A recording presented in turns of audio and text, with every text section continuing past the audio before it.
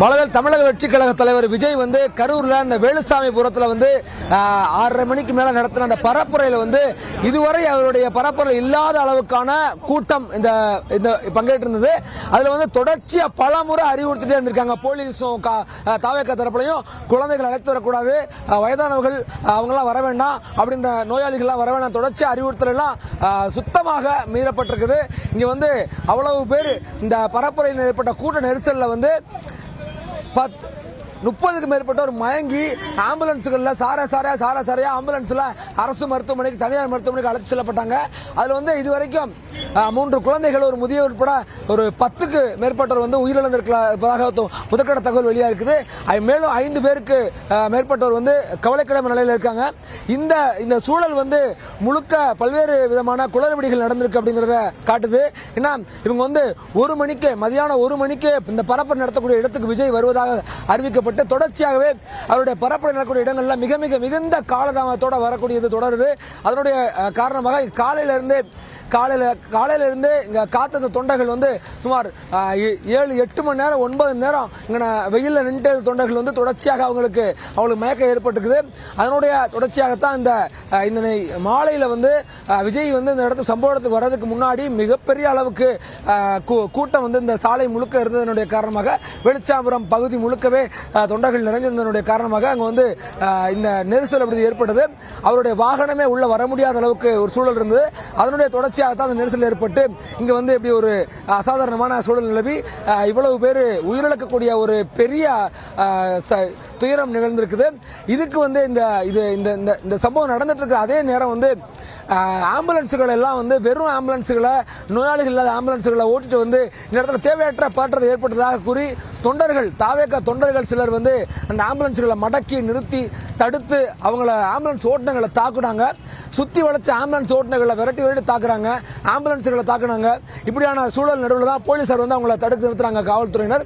காவல்துறை தடுத்து நிறுத்தினப்பதான் அவங்க தாவேக தொண்டர்கள் காவல்துறையினரையும் தள்ளுமுள்ளு வாக்குவாதத்தில் ஈடுபடுறாங்க. ஒரு சிலர்லாம் காவல்துறையினரையே தாக்குறதுக்கு முயற்சி பண்றாங்க, அவங்களே அடிக்க வர்றாங்க. அந்த நேரம் தான் முழுக்க போலீசார் எல்லாம் அந்த கார்ல ஏறி தப்ப முயன்ற ஒரு 10க்கும் மேற்பட்ட தாவேக தொண்டர்களை சுற்றி வளைச்சு பிடிச்சு அவங்கள விரட்டியிருக்காங்க.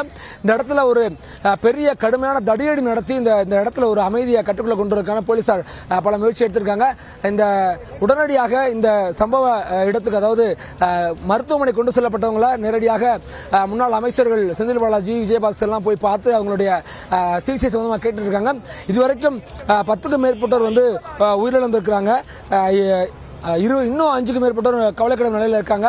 மயங்கியவர்களுடைய முழுமையான எண்ணிக்கை விவரம் அப்படிங்கிறது இதுவரைக்கும் தெரிய வரல அப்படிங்கிறது ரொம்ப முக்கியமானது.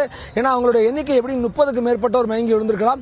உயிரிழந்தவருடைய எண்ணிக்கை அப்படிங்கிறது இன்னும் அதிகரிப்பதற்கான சாத்தியங்கள் தான் இப்ப இருக்கக்கூடிய ஒரு சூழல்ல இந்த களத்தில் பார்க்க முடியுது. ஆனா இப்பதான் அந்த ஆம்புலன்ஸ்களுடைய எண்ணிக்கை இங்கிருந்து மயங்கி விழுகக்கூடியவங்களை கொண்டு போகக்கூடிய சூழல் அப்படிங்கிறது இப்பதான் அங்க நின்றுருக்கு. ஏன்னா கொஞ்ச நேரம் முன்னாடி வரைக்கும் கூட மயங்கினவங்க பல பேர் வந்து அருகில் இருந்த வீடுகள் எல்லாம் வச்சுக்கிட்டு அவங்களும் கூட உடனடியாக ஆம்புலன்ஸ்களை ஏற்றி அரசு மருத்துவமனை அனுப்பி வச்சிருக்காங்க. இந்த இடத்துல இப்பதான் இயல்பு நிலைக்கு திரும்பி இப்பதான் வாகனங்கள் செல்லக்கூடிய ஒரு காட்சி அப்படிங்கிறது இருக்கு. பலவேல் தொடர்ச்சியா போலீசார் விசாரணை நடத்திட்டு இருக்காங்க. ஆம்புலன்ஸ் ஓட்டுநர்களை தாக்குதல் நடத்திய தாவேக நிர்வாகிகள் தொண்டர்கள் மீது வழக்கு பதிவு செய்யக்கூடிய விசாரணை நடத்திட்டு இருக்காங்க. பலவேல் வெற்றி, தற்போது அந்த பாதிக்கப்பட்ட பகுதிகளில் இருந்து அழைத்து செல்லப்பட்டவர்கள் எல்லாரும் ஒரே மருத்துவமனை, கரூர் அரசு மருத்துவக் கல்லூரி மருத்துவமனைக்கு தான் அழைத்து செல்லப்பட்டிருக்கிறார்களா, அல்லது வெவ்வேறு இடங்கள்? ஏன்னா நிறைய ஆம்புலன்ஸ்கள் வந்தது, வெவ்வேறு இடங்கள்ல அனுமதிக்கப்பட்டிருக்காங்களா?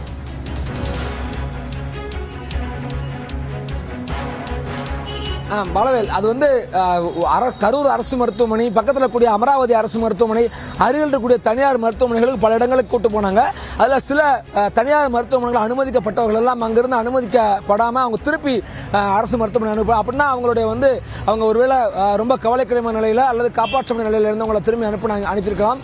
இது மாதிரி பல மருத்துவமனைகள் அனுமதிக்கப்பட்டிருக்காங்க. ஆனா பெரும்பாலானோர் கரூர் அரசு மருத்துவமனை கொண்டு செல்லப்பட்டிருக்காங்க. அங்கதான் பெரும்பாலானோருக்கு சிகிச்சை அளிக்கப்பட்டு வருது.